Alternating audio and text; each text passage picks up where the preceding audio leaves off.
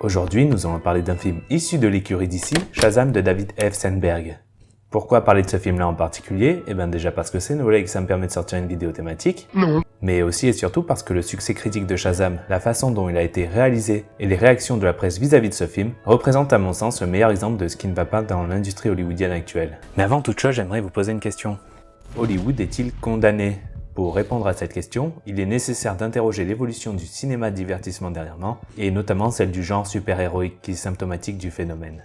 Et à cette question, je dirais qu'il y a de l'espoir, mais la situation est critique. C'est un fait, malgré les résultats exceptionnels des superproductions qui adoucissent artificiellement le bilan de santé de Hollywood, celui-ci connaît une grave crise puisque l'écrasante majorité des films ne connaît pas le succès en salle. En fait, c'est une crise qui touche le cinéma dans son intégralité, en France comme ailleurs. Pour vous donner un ordre d'idée, en France, en 2013, 90% des films n'étaient pas rentables. La fréquentation des salles de cinéma a beau atteindre des chiffres records, ces chiffres peuvent s'avérer trompeurs. En vérité, seuls les films à succès déplacent massivement les foules, comme jamais auparavant. Pour eux, c'est un cercle vertueux, mais les plus petites productions majoritaires peinent de plus en plus à trouver leur public et pâtissent du succès des grosses franchises. En somme, l'industrie du cinéma ressemble de plus en plus à une pyramide, avec les grosses productions minoritaires qui vampirisent les recettes et font de l'ombre aux plus petites productions majoritaires qui n'arrivent même pas à rentabiliser leurs frais. En fait, ce n'est pas la première fois que le cinéma hollywoodien connaît une crise existentielle majeure. C'était déjà le cas en 1960 et déjà à l'époque, les causes de la crise ressemblaient étrangement à celles qui accablent le cinéma d'aujourd'hui. À l'époque, des coups faramineux des blockbusters manquèrent de mener certains grands studios à la banqueroute, comme c'était le cas pour Cléopâtre de Joseph Léo Mankiewicz, qui faillit faire couler la Fox. L'arrivée de la télévision dans les foyers chamboula totalement les habitudes de consommation des ménages vis-à-vis du cinéma. La notoriété déclinante des grands réalisateurs de l'époque comme Alfred Hitchcock ou John Ford participa au délitement de la situation. L'ensemble de ces phénomènes mena à la baisse de fréquentation des salles, ainsi qu'à des coupures drastiques dans le budget des productions cinématographiques. Tous ces symptômes, nous les rencontrons aujourd'hui d'une manière ou d'une autre. Quand à l'époque c'était la télévision qui chamboulait les habitudes de consommation, c'est aujourd'hui les plateformes de streaming comme Netflix, Amazon ou Apple qui s'en chargent. À l'époque, la notoriété des grands réalisateurs déclina par inadéquation avec leur temps, mais n'est-ce pas également le destin de certains de nos plus grands réalisateurs contemporains? Scorsese, Coppola, Cameron, Spielberg, nombreux sont ceux à critiquer le cinéma moderne et à se retrouver lésés par les évolutions qu'il subit. De même que la baisse de fréquentation des salles pour les films qui ne disposent pas d'une bonne couverture médiatique et le désintérêt grandissant des spectateurs pour le cinéma majeur au profit du cinéma mineur de divertissement mènent les producteurs à être plus frileux comme à l'époque, sans parler du manque d'idées novatrices, de l'absence de professionnalisme de la presse dite spécialisée et de la multiplication des catastrophes industrielles qui deviennent monnaie courante dans l'industrie du blockbuster et qui pourraient mener à terme certains studios à leur perte. La seule différence concrète avec la crise des années 60, c'est que certains blockbusters ont encore la cote et arrivent à maintenir Hollywood dans une sorte de coma artificiel, mais pour combien de temps encore? Combien de temps avant que le public ne se lasse définitivement des super-héros? Maintenant que la saga de l'infini chez Marvel est officiellement terminée, êtes-vous réellement prêt à vous infliger 10 ans de films estampillés Marvel Cinematic Universe? Moi, non. Et à en juger par les nombreux commentaires que je vois fleurir ici et là sur la toile, j'ai envie de penser que je ne suis pas le seul à être dans ce cas. Vous pourriez me rétorquer que je ne suis pas obligé de regarder les films Marvel, et vous auriez raison, du moins en partie. Mais la question n'est pas si évidente et ce serait éluder le fait que le succès des films Marvel a un impact direct sur l'ensemble de l'industrie hollywoodienne, qui pour résister à la situation quasi-hégémonique de Disney, se sent obligé de s'adapter et de calibrer ses films comme le fait Marvel. Et c'est notamment le cas de son principal concurrent, j'ai nommé DC. Je voudrais pas être défaitiste, mais ça commence quand même à sentir grandement le sapin pour Hollywood, vous trouvez pas? Fait plutôt étonnant, savez-vous comment le cinéma de l'époque a contre-réagi face à la crise hollywoodienne des années 60? D'une manière qui va certainement vous étonner puisque c'est en produisant des films politiques, très critiques envers la société et les nouvelles mœurs en vigueur, acerbes envers la presse, et tenez-vous bien, particulièrement incisive envers l'établissement. C'est ainsi qu'émergera un nouveau mouvement cinématographique, sobrement intitulé le Nouvel Hollywood, qui accouchera de quelques grands noms du cinéma comme Scorsese, De Palma ou encore Francis Ford Coppola. Dites-moi, cette situation ne vous rappellerait pas quelque chose à tout hasard? Non?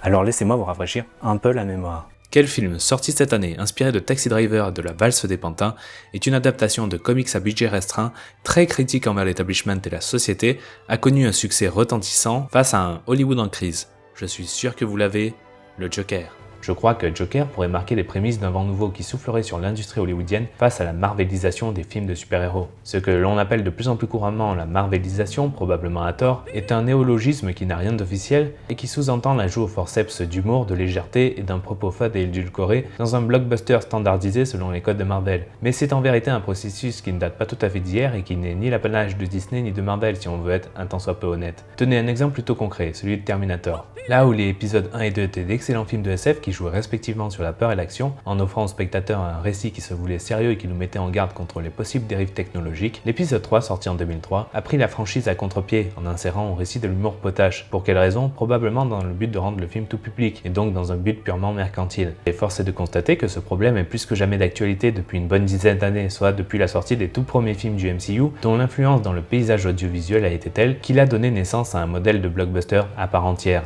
Et on sent dernièrement de la part des spectateurs, mais aussi des réalisateurs, une lassitude face à ce modèle, ainsi qu'une volonté salvatrice de s'émanciper du carcan infernal que représente l'humour surabondant dans le blockbuster. Le MCU lui-même commence à aborder des thématiques plus profondes. Et chez DC, cette volonté de changement s'est exprimée par la création d'un label indépendant, leur permettant de sortir des films plus sérieux et détachés du DCEU, dont le fameux Joker. Le succès du film est la preuve que le public souhaite de la nouveauté et n'est pas hermétique à des films plus sérieux et plus travaillés. Nombreux sont ceux qui espèrent, moi le premier, que le succès du Joker insufflera un peu de bon sens dans la tête des marketeurs de la Warner et que l'accueil dithyrambique qui lui a été fait leur prouvera une bonne fois pour toutes qu'une issue existe, avec des films moins coûteux, plus artistiques et plus matures. Mais ce n'est pas encore gagné. Attention, je ne dis pas que le Joker est un chef-d'œuvre du cinéma et que tous les films d'ici peuvent lui ressembler, mais je pense qu'il a clairement ouvert une voie à un cinéma plus sérieux, ce qu'aurait dû être le DCEU en fin de compte s'il n'avait pas été parasité par l'ingérence catastrophique des gros ponts de la Warner. Malheureusement, l'inertie au changement étant ce qu'elle est, le phénomène va perdurer encore quelques temps. Du moins jusqu'à ce que le grand public commence vraiment à s'essouffler. Mais d'ici là, il y a fort à parier que Hollywood continuera à produire des films sans saveur et dont l'intérêt décroît à chaque nouvelle mouture. Et ce n'est pas l'accueil plébiscité de Shazam récemment qui me prouvera le contraire. Et ça tombe bien puisque c'est du plus marvelien de tous les films d'ici dont on va parler aujourd'hui, j'ai nommé Shazam. Pourquoi Shazam n'est pas si bon que le prétend la presse américaine? Pourquoi c'est un boulet de plus dans le DCEU? Pourquoi le film est symptomatique de ce qui ne va pas dans l'industrie cinématographique? Parce que malgré les critiques dithyrambiques qu'a reçu Shazam, notamment de la presse, force est de constater que c'est quand même le film du DCEU le plus proche du modèle aseptisé promu par Marvel. Je ne dis pas que c'est le pire film d'ici, Suicide Squad remporte la palme haut la main, mais Shazam est assurément le film le plus consensuel, celui qui prend le moins de risques. L'écriture est feignante et la réalisation est lambda, pour ne pas dire carrément insipide. On est bien loin de l'ambition esthétique d'un Snyder.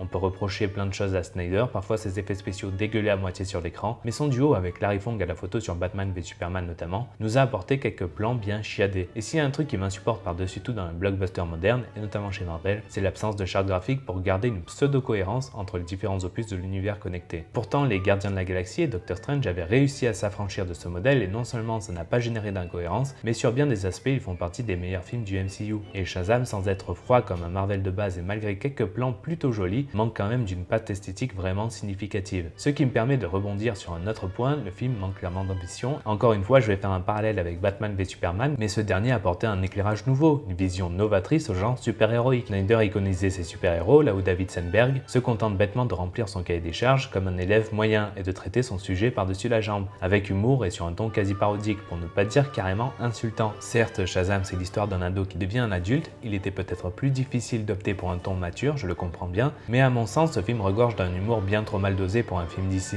Alors attention, je ne suis pas allergique à l'humour, les deux opus des Gardiens de la Galaxie sont probablement les films Marvel qui en contiennent le plus, et paradoxalement ils font partie de mes films du MCU préférés, parce qu'ils me font vraiment rire, l'humour s'intégrant parfaitement à l'univers. Mais dans le film Shazam, l'humour ne fonctionne pas, en tout cas pas sur moi, et j'ai cette impression un peu étrange qu'il est forcé tout au long du film. Pire encore, je ne sais pas si c'était la volonté du réalisateur, des cadres de la Warner, ou simplement une maladresse générale, mais le film crache symboliquement sur ses aînés à plusieurs reprises. Non content de faire de Shazam un clown de foire pendant tout le film, il humilie aussi Batman, Superman et Wonder Woman, la sainte trinité d'ici instaurée par Snyder dans le DCEU, et je trouve que c'est un irrespect total de la part de David Sandberg envers ce dernier, comme s'il voulait se faire bien voir de la Warner en insultant le travail de Snyder. Shazam est maladroit, mais je vais vous dire un truc, je n'ai pas envie de continuer à tirer sur l'ambulance. Mon avis sur le film, vous l'avez compris, la vérité c'est que Shazam n'est pas une catastrophe, il n'est qu'une pierre de plus à l'édifice d'un plus vaste problème. C'est un film qui n'apporte rien d'innovant, c'est vrai, mais dans une certaine mesure, il n'est pas pire que la plupart des autres films de super-héros. Si je l'ai pris pour exemple, c'est parce qu'en étant plébiscité par la presse comme il a été alors qu'il n'apportait rien d'intéressant, il a marqué une étape importante chez DC, un pas de plus vers la régression.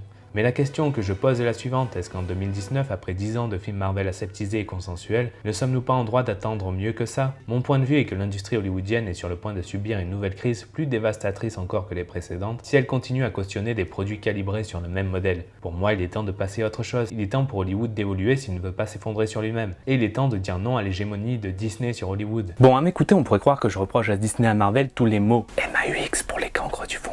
inhérent à Shazam. C'est pourquoi, même s'il est vrai que je ne suis pas très en phase avec le modèle de blockbuster proposé par le MCU, je tiens quand même à nuancer mes propos. Le problème ne vient pas uniquement de lui, évidemment. En fait, je dirais qu'il y a 3 acteurs majeurs à blâmer, alors Disney et Marvel, qui n'ont visiblement pas pour projet d'élever le niveau intellectuel de leurs films, et qui, comme je l'expliquais au début, font tout pour pérenniser leur modèle et asseoir leur domination sur le blockbuster au détriment de la qualité, mais aussi la Warner pour avoir choisi le modèle promu par Marvel par simple appât du gain, et qui ont vu dans ce format une véritable manne économique. C'est aussi un problème lié à la presse qui ne jure plus que par les blockbusters insipides et qui ne fait plus son devoir de conseillère auprès du grand public. Mais le principal acteur de ce déclin, j'ai envie de dire que c'est nous les spectateurs, parce qu'in fine c'est nous qui achetons les tickets de cinéma. Pour certains, j'enfonce des portes ouvertes avec cette vidéo, et tant mieux. Mais il faut que tout le monde comprenne que les films de super-héros qui n'apportent rien de plus que les 50 autres films du genre sortis précédemment n'ont plus vraiment de raison légitime d'exister de nos jours. Qu'apporte-t-il au cinéma à part votre plaisir immédiat? Bah rien, nada, le néant. Aucune réflexion sociale, philosophique, politique, artistique, c'est une pauvreté absolue. Et forcément, vous allez finir par vous lasser. Même techniquement, le seul domaine où ils pouvaient briller, ils n'ont fait qu'améliorer des techniques existantes, mais ils n'ont rien révolutionné. J'ai même envie de faire mon vieux con et de dire c'était mieux avant. Les 2 premiers Spider-Man de Sam Raimi sont à des années-lumière de ceux de John Watts.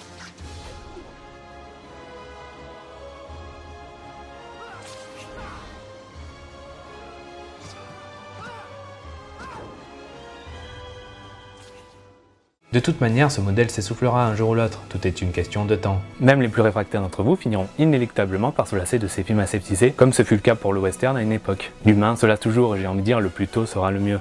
Comment est-on passé d'un bon cinéma de divertissement porté par de grands réalisateurs comme Cameron, Spielberg, Ridley Scott, Verhoeven à un réalisateur moyen de séries télé comme Joss Whedon? C'est une vraie question que je me pose. Soyez sereins cependant, Hollywood n'est pas mort, pas plus aujourd'hui qu'il n'était mort après la crise des années 60. Le cinéma s'est toujours relevé de ses crises et de ses multiples évolutions et a toujours continué à nous offrir des chefs-d'œuvre. Et comme le phénix, le cinéma renaîtra de ses cendres pour le meilleur, j'en suis sûr. Je crois que le Joker a provoqué un appel d'air bénéfique et qu'il en ressortira que du bon.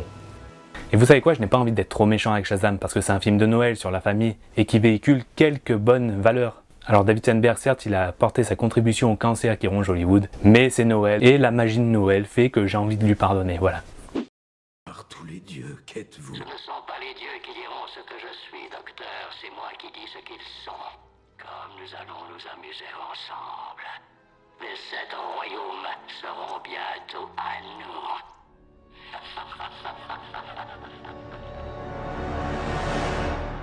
Non, laissez tomber, je retire ce que je viens de dire.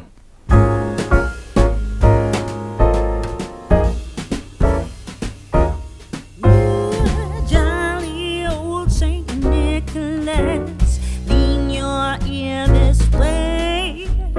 Don't you tell a single soul what I'm going to say.